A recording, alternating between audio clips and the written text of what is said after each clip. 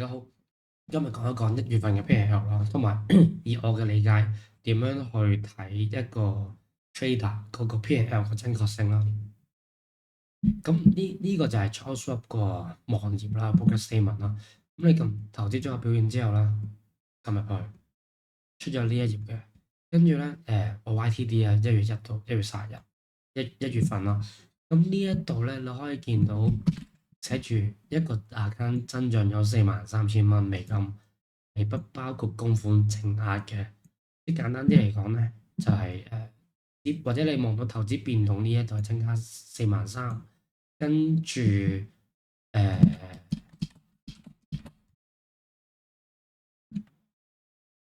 啦，你見到係供款額係零嘅，冇增長到啦。跟住再反向 proof 咧，你可以有天伏啦，天伏呢一度又係1月1到2月1啦，which 係而家未開始啊，之後26年都係見到43,000呢個位係對嘅，跟住可以撳一個月啦，43K 啦。跟住由於我呢個月係炒到好多時都有3K點，所以我用2個 account，唔係3個 account 去炒添而家係。跟住譬如嗱你見到呢個 home page，你見到3個月變動150K 啦，你咁1個月變動啦。一句變動都係150K啦，但係呢個咧係呢條 curve 咧係會包埋你入錢嗰下嘅。我入錢嗰下咧係1月2號，所以入咗100，但係我諗下玩到100K、100零幾K，所以你會見到呢條數係唔對嘅。咁有啲咩係一定會對就係頭先組合表現，跟住都係 YTD 啦。咁你見到係47,000蚊美金。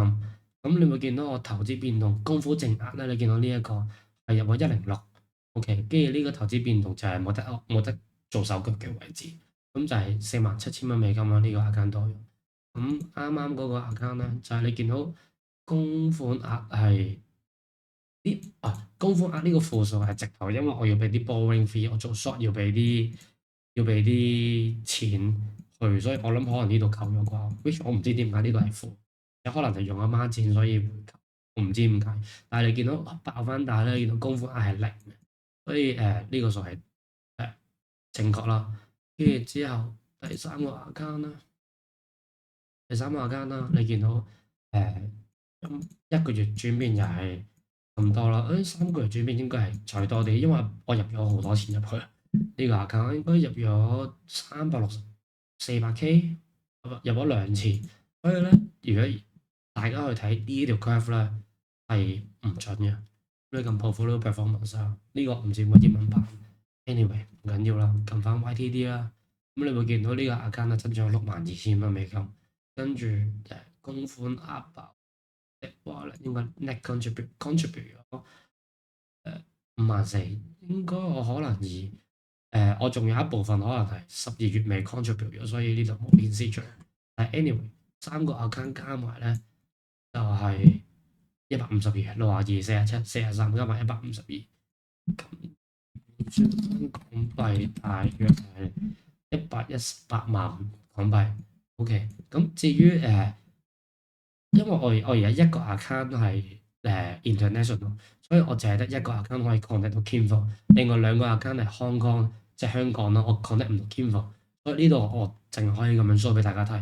咁當然你話會唔會可能係3個 account 做對沖，其實係冇可能存在呢個可能性。因為如果你冇技術嘅話，你當係2個 account、3個 account 做對沖，你係唔可以一個 account 嗰條 curve 啊。你正常你要做 hedge 嘅話，你冇可能一個 account 係45度咁去。跟住我係3個 account 揾出嚟先，呢個啦，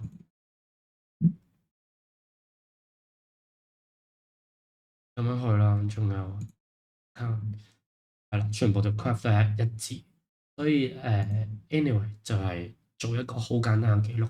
點樣去數 P&L？因為我 IG，我諗我 IG，因為我哋嗰2個 account 我博唔到 Kinvo，所以我大致上我 IG 嘅 post 都係 show 呢一個版面。咁有啲人可能會覺得多咗好多，或者可能覺得 scam。我拍呢個片嘅原意就係去同大家講點樣唔係 scam，點樣係 show 晒出嚟。喺符都數埋出嚟，就係咁簡單，就係咁。拜。